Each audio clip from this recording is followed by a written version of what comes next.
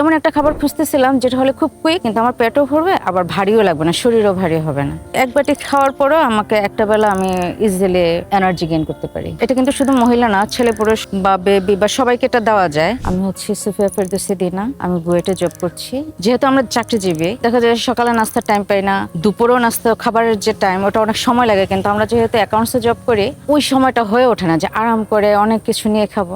তো এমন একটা খাবার খুঁজতেছিলাম যেটা হলে খুব কুইক, কিন্তু আমার পেটও ভরবে আবার ভারীও লাগবে না, শরীরও ভারী হবে না। খুব কুইক বুস্ট করে এনার্জি এবং বেশ এটা তো টেস্টি অবশ্যই। মানে শুধু এক বাটি খাওয়ার পরও আমাকে একটা বেলা আমি ইজিলি এনার্জি গেইন করতে পারি। একটু সময় থাকে দুধ দিয়ে খাই, আর অফিসে থাকলে আমি দেখা যায় যে গরম পানি মিক্স করে হালকা একটু সুগার অ্যাড করলে ওই যে আপনাদের যেটা খেজুর চিনি যেটা আছে, আখের গুড় যেটা, হ্যাঁ, দুধ ছাড়া বা চিনি ছাড়া যদি আপনি খান তাও এটা টেস্টি। এবং শুধু যদি হাতে নিয়ে খাওয়া হয় তাও টেস্টি। আমার কলিগ সেদিন খেলো, বললো যে ম্যাডাম এটা খুব এমনিতেই তো মজা।